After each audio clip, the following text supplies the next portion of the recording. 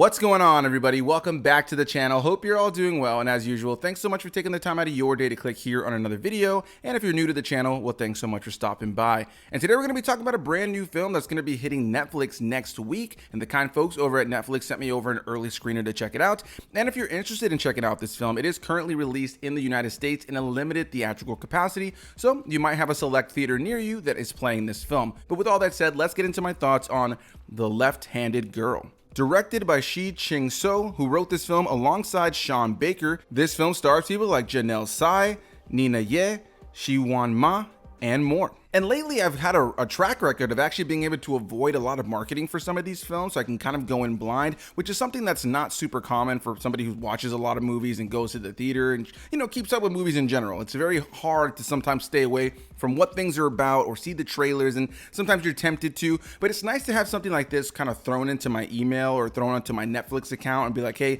check this out early. And outside of a poster and knowing that it's about a young left-handed girl and that it takes place somewhere in Asia, I went into this completely blind, which is really nice. So with that said, let's get into what this film is all about first, and then we'll get into my thoughts on it. The Left-Handed Girl follows a single mother known as Shi-Yuan, who's returning to Taipei with her two daughters after years in the countryside. To survive, they open a food stall in a busy night market, and each of them has to adjust to the chaos of city life while trying to hold the family together.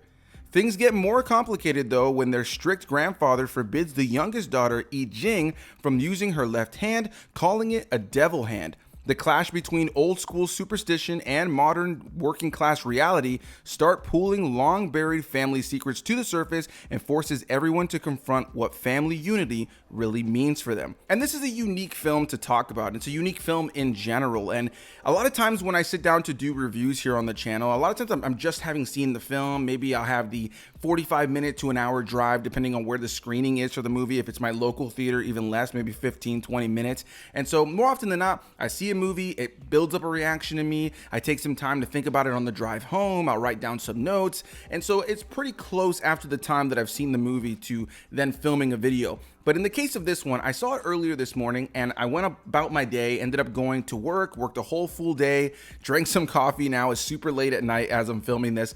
But I wanted to give myself a little bit more time to sit on the movie, even though I could have gotten this video up a little bit sooner, because this was the kind of movie that I needed to stew on a little bit. And it's the kind of film that I don't think is going to be for everybody, but it's a film that I can say I enjoyed the closer we got to the end of it. And I do think it's important to mention that based on some things I was reading online, this film is actually based to some degree on the life of the director growing up in Taipei. If you go online on Letterboxd and stuff like that, since the film hasn't properly come out, it does have pretty positive word of mouth so far, pretty positive reviews. I'm curious to see what the response to this film will be as it rolls out more in part of the limited theatrical release and once it hits Netflix, because it's certainly not a conventional film, but it certainly feels like the kind of film that would do well in the festival market, which this film did premiere at the Cannes Film Festival and got a lot of love there. And there's a really interesting family dynamic here. You have the mother, you have an eldest daughter, and the youngest daughter who's the left-handed girl.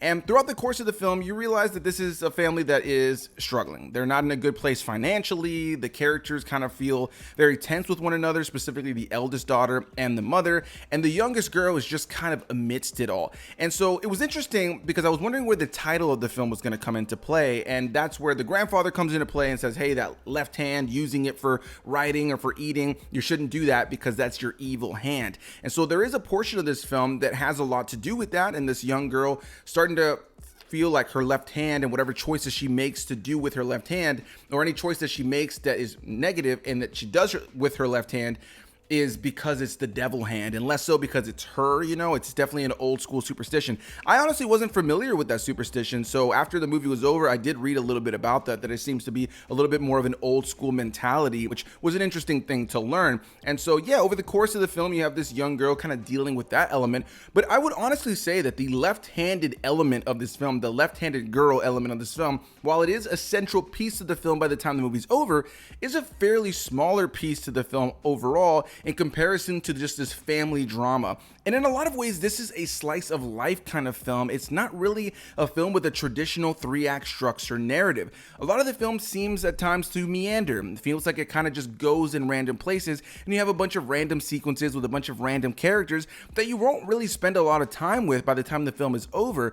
But it is the kind of film that by the time you get to the very final 15 minutes of the film, a lot of these moments that just felt random over the course of the film do coalesce in a finale that I will say is mostly satisfying. This is a charming film in a lot of ways, while also being a very depressing film in a lot of ways as well. It's not a slice of life that feels fun and energetic, but more so feels like something that you're just kind of seeing a family struggle, and there's a dynamic that you don't fully understand. As the movie plays out, there's a lot of sequences that only really make sense once you get to the end of the film, and there's a part of me that really appreciates that, but there's another part of me that would be lying to you if I said that I wasn't bored at times watching this film, because again, there is a bit of a meandering nature to this film. It doesn't really feel like things flow scene to scene in a more conventional manner. And don't get me wrong, as somebody who critiques film online, somebody who just loves film in general, I can appreciate a film that moves away from conventional storytelling. And so I think this is the kind of film that will work for many, but I do think that the way that the film is paced and the way its narrative is told may turn some people off.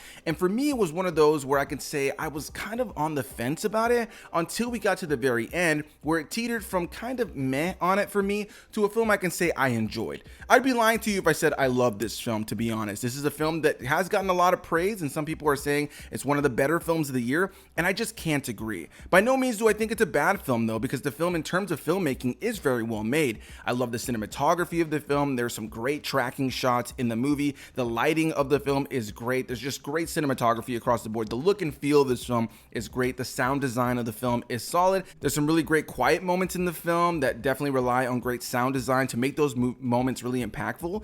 And as well as there's a great musical score that's kind of quirky, that's not used in an abundance over the course of the film, but when it is played, especially in the beginning and latter part of the film, I think really added to the spirit of the movie. And then the performances are really great, specifically with the main three that we're following: the mother, the eldest daughter, and the youngest daughter. I thought that they were all great, and the young girl who plays the left-handed girl, I thought was really solid in the film for a young actress. She's believable, and all in all, what I could definitely say about the film is that there is a sense of realism in the film across all of the performances and the way it's shot. And that's why I feel like the slice of life element of this film does work, because while it doesn't feel like it flows like a conventional narrative, it does feel like you are actually watching a real family. And I thought the performances there were part of what made the film really work. So by the time you get to this finale that I do think kind of brings everything together in a way that does coalesce, it does kind of leave me in a place where I'm like, ultimately, the film is certainly more positive than negative. But again, I'd be lying if I said I loved everything about the journey and that I was fully entertained from beginning to end. And I think when I think about the title of the film, The Left-Handed Girl, while that element of her feeling like she has this devil hand is certainly a central part to the film, I almost feel calling it that and having the sequences that deal with that in the film, I feel sometimes undercuts so much more that the film is actually about, specifically the relationship between these three individuals and this dynamic between the mother and the eldest daughter. That element of the film is really what's the most powerful by the time you get to the end of the film. And when it's really at its most charming, it has to do with all three of them and less so just the left-handed girl, who is a part of the film, and that whole left-handed element is a part of it. But I do think that the title made it seem like it was going to be a bigger part of it than it actually was in comparison to what the film in a lot of ways is really about, even though it is about the young girl in so many ways.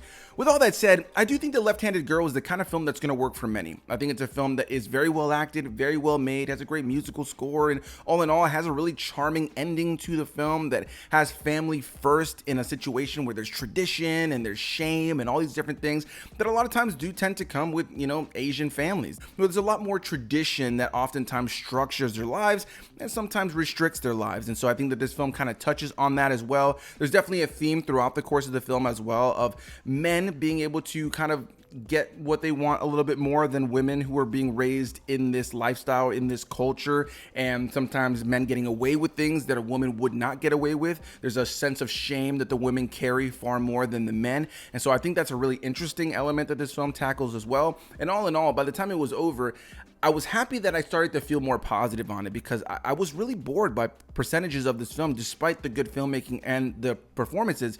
But by the time I got to the end, I thought, you know what, I do think this came together, but I recognize that that's not going to work for everybody. I think this is the kind of film that some people might throw on when they see it on the new page on Netflix and be a little bit turned off by the pacing and the way that the story is playing out. But if you stick around to the end, I think that you'll likely walk away thinking, you know what, even if you didn't love it, you probably really still enjoyed something about it. But at the same time, you're probably watching this, some of you, and thinking, well, I absolutely loved it from beginning to end. What are you talking about? And I think that's awesome. I think this is the kind of film that is going to sing to a specific audience. And I'm curious to hear which one you are. So hit that like button down below if you guys enjoyed this review. But more than anything, leave some comments down below. How did you feel about this movie? Did you like it? Did you not like it? Are you on the super positive side? Or did you leave more negative than positive? Or were you like me, where you weren't really loving everything about it, but you were liking parts of it, and ultimately by the time it ended, you teetered more towards liking it than not? Whatever the case may be, leave any and all comments down below, and I'll see you guys in the next one. Bye-bye.